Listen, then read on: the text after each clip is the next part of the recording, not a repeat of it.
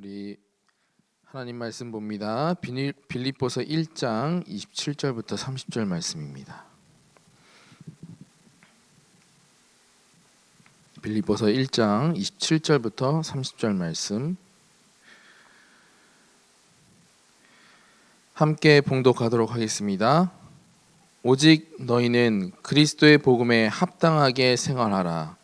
이는 내가 너희에게 가보나 떠나 있으나 너희가 한 마음으로 서서 한 뜻으로 복음의 신앙을 위하여 협력하는 것과 무슨 일에든지 대적하는 자들 때문에 두려워하지 아니하는 이 일을 듣고자 함이라. 이것이 그들에게는 멸망의 증거요 너희에게는 구원의 증거니 이는 하나님께로부터 난 것이라. 그리스도를 위하여 너희에게 은혜를 주신 것은 다만 그를 믿을 뿐 아니라 또한 그를 위하여 고난도 받게 하려 하심이라. 너희에게도 그와 같은 싸움이 있으니 너희가 내 안에서 본 바요 이제도 내 안에서 듣는 바니라. 아멘. 오늘의 본문 말씀 27절에서는 오직 그리스도의 복음에 합당하게 생활하라 이렇게 바울이 전하고 있습니다. 이 말은 시민으로 살아가라는 뜻이에요. 시민답게 살아가라는 뜻입니다. 우리는 하늘의 시민권을 가진 자, 하나님의 언약의 백성인 줄 확신합니다. 우리나라 대한민국은요, 여권의 파워가 대단해요. 그래서 우리나라 여권을 가지고 무비자로 갈 수 있는 나라가 199개의 나라 중에 190개를 우리가 무비자로 갈 수가 있어요. 이게 소위 말하면 여권의 파워라고 하죠. 그 여권의 파워는 어디에서 주어집니까? 그 시민권 그 안에 포함되어 있는 겁니다. 그래서 참고로 우리나라가 여권 파워가 일본과 공동 2위예요. 공동 2위. 뭐 더 말하면은 1위는 싱가포르이고, 그러면은 제일 세계적으로 강대국인 미국은 몇 위냐? 10위예요. 10위. 우리나라보다 훨씬 많이 뒤쳐져 있죠. 그냥 여행의 편리함을 넘어서 국제적 신용도를 상징을 해요. 어떻게 보면. 또 우리가 또 자부심을 가져야겠지만 또 국제적 신용도를 지키는 책임감도 가져야 합니다. 그래서 우리나라 사람들이 여행하는 사람들이 어떠한 일을 또 하고 있냐면 어떤 일을 했냐면 외국의 해외 문화재 가면은 저희 한국 그 특성상 여행 가면 또 어떻게 합니까? 벽에다 낙서를 하잖아요. 그래서 누구누구 왔다 감. 그죠? 꼭 기록이 남기려는 이제 습성이 있어요. 근데 그게 한국어로 써져 있다면은 어떻게 되겠습니까? 외국 사람들이 그 한국어를 보고 야, 한국 사람들 왜 그러냐? 우리나라의 신용도가 낮춰지지 않겠어요? 그러니까 우리는 나라가 욕먹어요. 그 낙서한 사람이 욕먹는 게 아니라 나라가 욕먹어요. 그렇죠? 또 동남아에서는 또 어떤 일이 있냐? 한국 사람들의 그 여행자들이 못 사는 나라라고 이제 함부로 대하거나, 그죠? 무시하거나, 그리고 또 동남아 사람들의 이미지에 한국 사람들이 어떠한 이미지를 갖고 있냐면 돈을 뿌리는 나라로 알고 있어요. 흥청망청 쓰니까. 예. 또 그런 행위 때문에 붙여진 별명이 뭐냐? 어글리 코리안. 이런 별명이 붙여졌어요. 그러니까 너무 막 함부로 하대하는 거예요. 우리보다 못 사는 나라 사람이니까 함부로 막 대하니까 그 한국인들을 보고 어글리 코리안. 근데 그렇지 않은 사람들까지도 인식에는, 동남아 사람들에게 인식에는 한국 사람은 어글리 코리안. 그렇죠? 그런 말을 듣고 있습니다. 또 심지어 필리핀에서는 별명이 또 하나가 있어요. 많은 범죄자들에게 불려지는 이제 한국인들의 이미지는 뭐냐면 마사랍 코리안이에요. 마사랍 코리안. 이 말은 뭐냐면요, 필리핀 말로 마사랍이라는 것은 맛있다예요. 맛있다. 한국인이 맛있다? 이게 뭐냐? 사람을 잡아먹는 거냐? 그런 게 아니라 범죄를 하기 위한 좋은 대상이다, 이렇게 이야기를 이제 별명을 마사랍 코리안이라고 이렇게 불려지고 있어요. 그래서 우리는 한국의 시민권자로서 우리는 이러한 일 가운데에 우리는 경각심을 가지고 또 임해야 될 줄 믿습니다. 임해야 됩니다. 근데 지금 제가 말씀드리고자 하는 말씀은 우리는 하늘의 시민권자이다. 그래서 빌립보서 3장 20절에 우리의 시민은 하늘에 있다, 이렇게 말하고 있어요. 우리는 하늘의 시민권을 가진 자로서 어떠한 자부심과 책임감을 갖고 살아야겠나, 이런 생각을 해볼 필요가 있습니다. 우리는 올바른 정체성부터 확립하는 것이 우선인 줄 믿습니다. 그래서 우리의 정체성은 하나님 나라의 백성으로서 주어지는 특권에 대한 자부심을 가지고 살아야 돼요. 하나님 자녀로서 우리에게 주어지는 특권이 뭐가 있습니까? 우리는 절대 사단한테 질 수 없는 존재, 그렇죠? 날마다 하나님과 함께하면서 하나님께서 천사를 보내시고 우리를 보호하시고 우리를 도우시고, 그렇죠? 우리는 그 특권을 가진 자로서 우리는 확실히 기억해야 될 줄 믿습니다. 그래서 하나님이 우리와 함께 하시기 때문에 사탄 마귀의 권세가 절대 우리를 해칠 수 없다는 사실 꼭 기억하시고, 또 문제와 위기를 가져다 줍니다. 사탄은, 그렇죠? 그 일을 멸하셨다는 사실을 꼭 기억하시길 바랍니다. 우리 하나님의 백성에게는 사단이 가져다 주는 문제는 절대 문제가 될 수가 없어요. 결코 문제가 될 수가 없습니다. 그 사실을 꼭 기억하시길 바라면서 우리가 한번 확인해 볼 말씀은 요한일서 3장 8절 하반절 말씀에 하나님의 아들이 나타나신 것은 마귀의 일을 멸하심이라 그랬어요. 이미 우리는 끝난 싸움에, 승리한 싸움에 있는 겁니다. 이미 끝났어요. 지금 그러면 우리에게 오는 문제는 뭐냐? 사단이 우리를 속이고 있는 거예요. 너네는 졌어 이미. 이러한 마음을 계속 심어주고 있는 거예요. 불신앙을 계속 심어주고 있는 거예요. 이미 끝난 싸움인데. 그래서 우리는 반드시 기억하시고, 사단의 일을 멸하신 하나님이 우리와 함께 하신다는 사실 여러분 반드시 기억하시고 하루하루 승리하는 여러분들 되시기를 주의 이름으로 축원합니다. 또한 우리는 하나님 나라의 백성으로서 하나님 나라가 나의 안이한 행동과 태도 때문에 비난받는 일이 없도록 우리는 책임감을 가지고 삶을 살아가야 될 줄 확신합니다. 그래서 이것이 복음에 대한 복음에 합당한 자인 줄 믿습니다. 또한 복음에 합당한 자로서 주일만 복음을 말하는 것이 아니라 복음이 삶의 기준의 언어가 되어야 됩니다. 우리는 주일만 합당한 자로서 사는 것이 아니라 주일에 받은 그 말씀 가지고 날마다 묵상하고 기도하는 가운데에 우리는 복음에 합당한 자로서 살아가야 될 줄 믿습니다. 또한 복음에 합당한 자로서 우리는 복음의 공동체를 지켜나가야 될 줄 믿습니다. 이것이 가장 하나님께서 원하시는 일이고 사단이 가장 싫어하는 일이에요. 그래서 공격 대상이 어디냐? 복음의 공동체, 교회예요. 그래서 사단은 왜 공동체를 무너뜨리려고 하냐? 왜 교회를 무너뜨리려고 하냐? 교회는 말씀이 선포되는 곳이기 때문입니다. 또 교회는 기도하는 곳이기 때문이에요. 또 교회는 복음을 전파하는 전초 기지 같은 곳이기 때문에 사단은 어떤 방법을 써서라도 무너뜨리려고 우리를 공격하는 거예요. 그래서 공동체 안에 오해를 갖게 하고 또 공동체 안에 정죄하고 판단하게 하면서 분열시키려고 하는 겁니다. 우리는 이 사실을 기억하시고 절대 속는 일이 없었으면 좋겠습니다. 그래서 우리는 복음에 합당한 전도자로서 날마다 결단을 해야 될 줄 믿습니다. 어떠한 문제와 고난이 오더라도 그것을 은혜로 해석하는 거예요.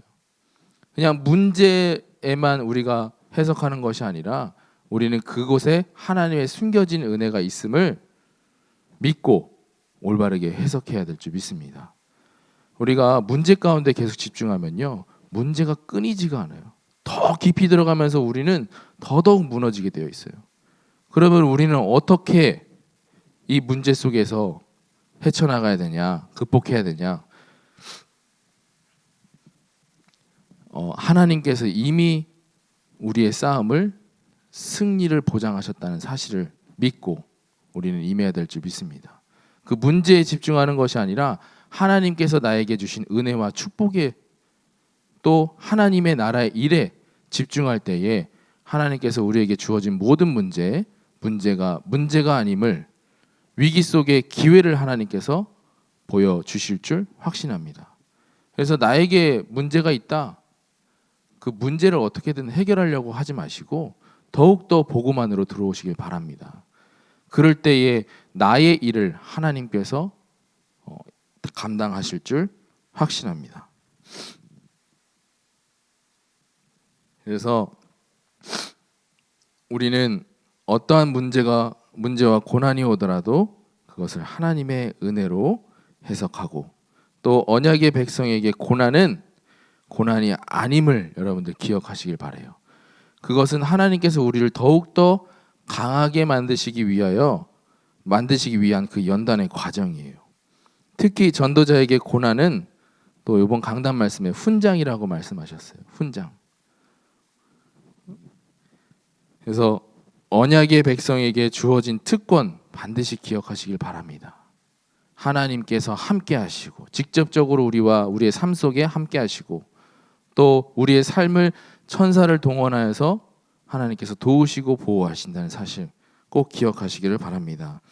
복음에 합당한 자로서 우리는 구원받은 것으로 끝나는 것이 아닌 하나님이 부르신 전도자다라는 것을 날마다 믿음에 우리는 고백을 하고 결단하고 선언해야 될 줄 믿습니다.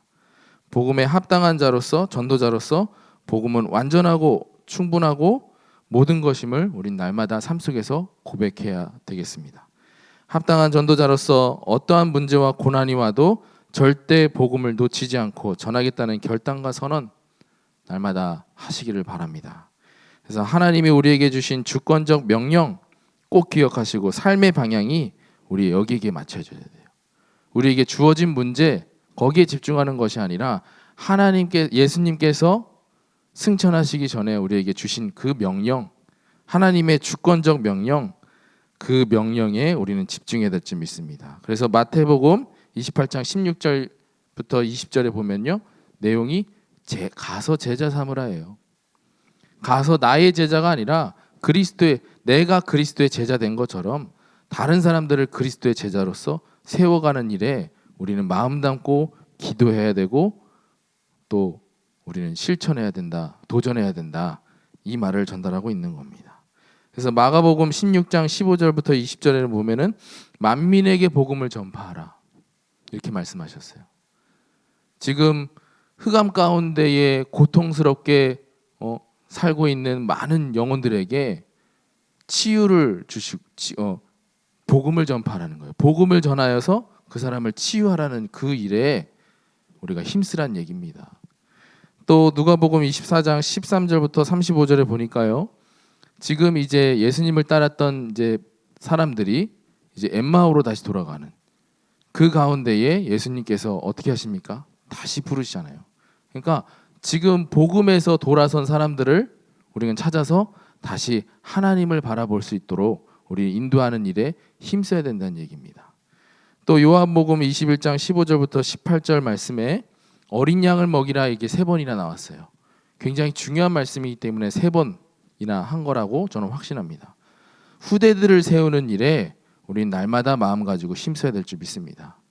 앞으로 우리가 감당할 미래가 아니라 앞으로의 후대들이 감당할 미래이기 때문에 그러면 우리 후대들에게 어떠한 것을 우리는 전달해야 되겠습니까? 그 후대들에게 영적인 유산을 우리가 전달해야 될 줄 믿습니다. 그래서 우리 후대들을 두고선 함께 마음을 담고 우리는 기도해야 될 줄 믿습니다. 그래서 이 하나님께서 주신 주권적 명령을 한마디로 요약한 성경 구절이 뭐냐면 사도행전 1장 8절 말씀이에요. 사도행전 1장 8절 말씀. 오직 성령이 너희에게 임하시면 너희가 권능을 받고 예루살렘과 온 유대와 사마리아와 땅끝까지 이르러 내 증인이 되리라. 이 말은요, 지금 세상적으로 힘 있는 사람들에게만 주어지는 말씀이 아니라 힘 없고 연약하지만 하나님을 오직 하고 있는, 또 그리스도로만 오직이 되고 있는 사람들에게 하나님께서는 권능을 주시고 땅끝까지 살리는 증인으로 서시겠다는 말씀이에요. 그래서 우리가 반드시 기억해야 될 말씀, 오직입니다. 오직. 이 오직이 되어지면은 하나님께서는 우리에게 평안함도 허락하시고, 하나님께서 우리에게 절대 불가능한 일들도 가능하게끔 믿음을 허락하시고, 우리를 들어서서 하나님께서 능력 주시고 증인으로 반드시 세워주신다는 말씀, 여러분들 꼭 기억하시길 바라요. 이 오직의 능력이 얼마나 대단하냐. 지금 이제 제가 알고 계신 장로님 중에 이제는 항암 치료도 여러 번 받고, 이제는 가망성이 사라졌어요. 그 주사, 영양제, 또 뭐 치료제, 그런 것들을 놓을 이제 혈관까지도 찾을 수 없는 그런 상태까지 이르렀어요. 근데 그런 상황 속에 이제 병문안을 잠깐 다녀왔습니다. 병문안을 다녀왔는데, 제가 병문안을 가는 길에 장로님 얼마나 괴로우실까, 얼마나 고통스러우실까, 그런 이제 상상을 하면서 이제는 병원의 병문안을 찾아뵀습니다. 근데 제 생각과 다르게 되게 편안해 보이시는 거예요. 평안해 보이시는 거예요. 그 말하기 한마디 하기조차 힘든 그 말을 하시는데, 이제는 딱 그 말만 하시는 거예요. 나는 이제는 세상에 소망이 없다. 내게 있는 것은 오직 하나님께서 주시는 소망뿐이다. 하나님께서 주시는 소망, 그냥 하나님께서 주시는 소망이 아니라 오직 하나님께서 주시는 소망. 저는 그 장로님에게 평안이 왜 주어졌냐, 저는 이렇게 생각했어요. 이렇게 확신합니다. 오직 하나님께서 주시는 그 소망 때문에 그 장로님에게 평안함이 임한 줄 저는 확신합니다. 그래서 여러분들도 오직 하시길 바라요. 내 문제에 집중하지 마시고 오직에 집중하시길 바랍니다. 오직이라는 단어는 집중과 연관되어 있어요. 밀접한 연관이 있어요. 그래서 우리는 지금 세상 가운데에 많은 문제가 터지고 있잖아요. 그 문제에 집중하면요, 우리에게 계속 걱정하고 불안밖에 없을 거예요. 그렇지 않겠어요? 지금 전쟁이 유행하고 있는 이 시기에 우리나라 얼마나 불안합니까? 그렇죠? 북한이 어떻게 움직일지 몰라요. 그렇죠? 이런 상황 속에 여기에 계속 걱정이 사로잡힌다면 어떻게 되겠습니까? 불안해서 못 살아요. 근데 우리는 하나님의 절대 주권에 모든 것을 맡기고 오직 복음에 집중한다면 하나님께서 그 문제를 우리에게 문제가 되지 않게 하시고, 하나님께서 그 속에서 우리의 마음의 평안함을 하나님께서 허락하여 주실 줄 믿습니다. 그뿐만이 아니라 우리에게 주어진 모든 문제, 거기에 집중하지 마시고 오직 그리스도, 오직 하나님의 나라, 오직 성령 충만, 그 일에 집중하여 하나님께 쓰임받는 합당한 전도자들로서 우리 세워지기를 주의 이름으로 축원합니다. 오직이에요. 그래서 제 친구가, 오직은 집중과 연관이 되어 있다고 그랬잖아요. 제 친구가 숙제를 안 해왔는데 막 몽둥이 막 이만한 걸로 이제 선생님한테 막 맞는 거예요. 근데 저는 한두 대만 맞아도 너무 아파갖고 선생님 잠깐만요 이러고선 쉬고 맞고 막 그랬거든요. 근데 그 친구는 40대를 연속으로 맞는 거예요. 들어와서도 괜찮아 보여요. 얼굴만 조금 빨개졌을 뿐이지 괜찮아 보여요. 그래서 제가 물어봤어요.